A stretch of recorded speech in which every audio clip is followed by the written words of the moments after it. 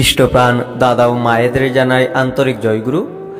আজ ইষ্ট প্রসঙ্গে শুভ জন্ম অষ্টমী উপলক্ষে বিশেষ নিবেদন শ্রীকৃষ্ণের সাথে পরম দয়াল শ্রী শ্রী ঠাকুরের এই দুটি লীলা কাহিনী।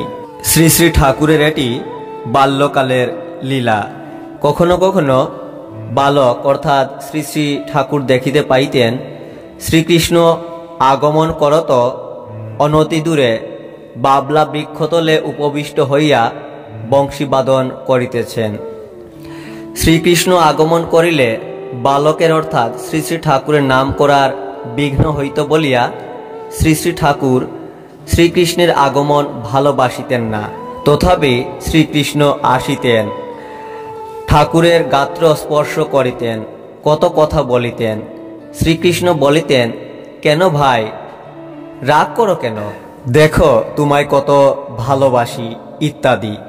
বালক বলিতেন অর্থাৎ শ্রী শ্রী ঠাকুর বলিতেন, না ভাই এখন তুমি যাও। তিনি যাইতে চাহিতেন না।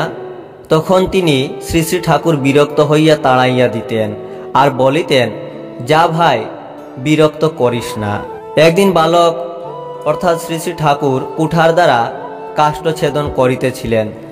এমন সময় শ্রীকৃষ্ণ আসিয়া তাহার হস্ত হইতে কুঠার গ্রহণ করত স্বয়ং কাষ্ঠছেদন করিয়া দিয়া প্রস্থান করিলেন। ভগবতী কর্তৃক রামপ্রসাদের বেড়া বাঁধিয়া দেওয়াও অপেক্ষাও যে এটি গুরুত্ব ব্যাপার। এই ছিল আজ এই দুটি কাহিনী। আপনারাও প্রত্যেককে শেয়ার করতে পারেন। শ্রী শ্রী ঠাকুর অনুকূলচন্দ্র নামক গ্রন্থ হইতে তথ্যগুলি সংগৃহীত। লেখক সতীশচন্দ্র জুয়ারদার।